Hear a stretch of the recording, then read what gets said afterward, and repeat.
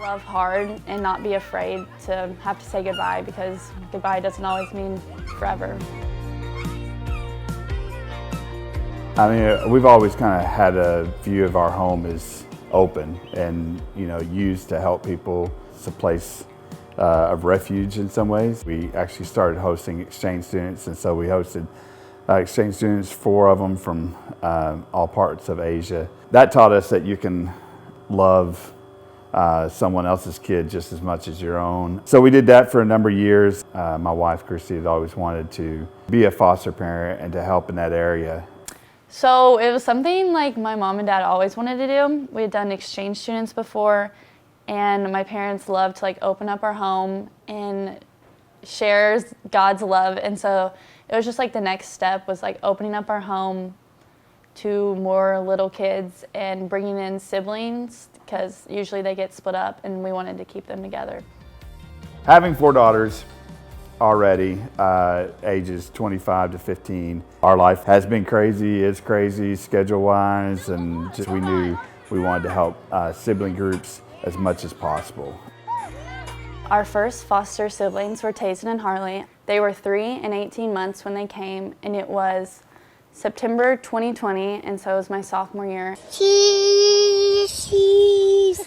And then a month later came Sophia, Haley, and Alexa, the 3 little girls, and that was around track season.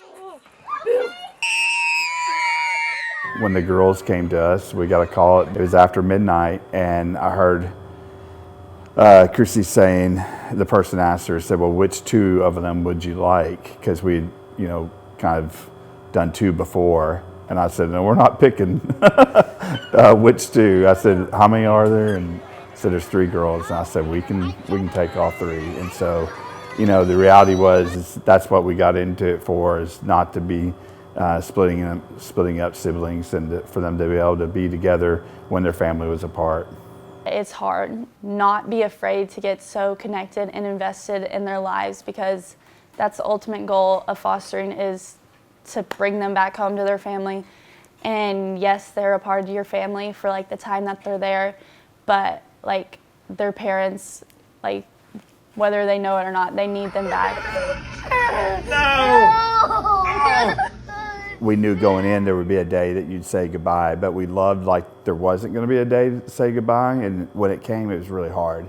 And I remember buckling Tayson and Harley up, and Mom looked over and saw me crying, and she's like, why are you crying? And I was just like, so, we just love them. And then she's like, you're going to see them.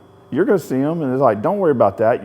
We're family now. And so, I never really expected that. You just tried to connect with family, serve the family. And a lot of what happens is people don't have a support system that a lot of others have, of grandparents and things like that. And so it's a lot to try to juggle jobs and sickness and hospitalizations and things like that if you don't have a place for the kids to go. I didn't really know much about fostering, other than they come to your house and they stay with you, and you take care of them, and then they eventually go back. But I think I learned a lot about how lucky I am to have the family life I have.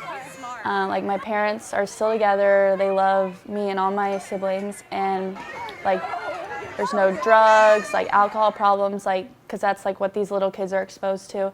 And I think I lived in such a sheltered world and community that I didn't know of all these things. And so it's really saddening, but it's also eye-opening to know that this is something I want to do in the future, and I want to help these kids, and I didn't know any of that before.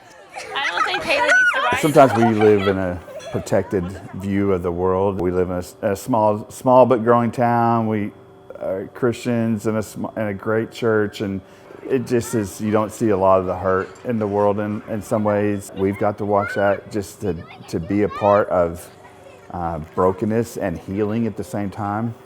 And people making mistakes, but also people working hard to fix their mistakes. Being a part of somebody's worst day and their best day, being supportive of them changing their life and helping change their life and get on track, and loving their kids. Say cheese! My favorite part is getting to have little best friends. I like pizza. because I've always struggled with making friends, and it's like these little kids, like they know me for me and they know my heart, and that's what really matters. And so even if they are like 5 years old, like they're my best friends.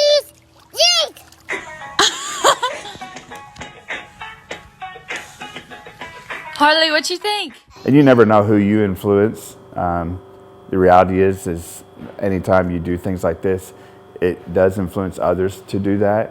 And so even though you might have only helped one family, you might have helped 2 or 3 other people become foster families. So therefore you've also helped multiple, it's like you've fostered more than just one, because you've spread that knowledge and that ability to other families to do it. And so you never know where it goes.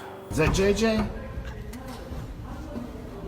What is here? I definitely want to foster, adopt, like do all that, because I think it's such a cool experience for like me and my family and for the kids. So I think anything we can do to just like show God's love is really the ultimate goal.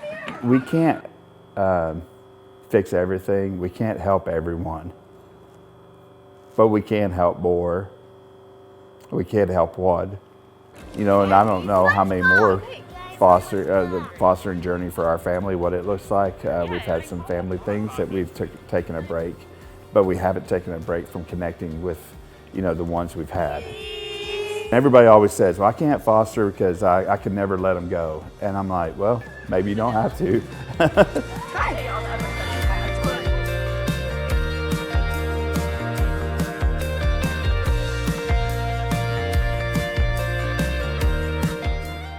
I love you.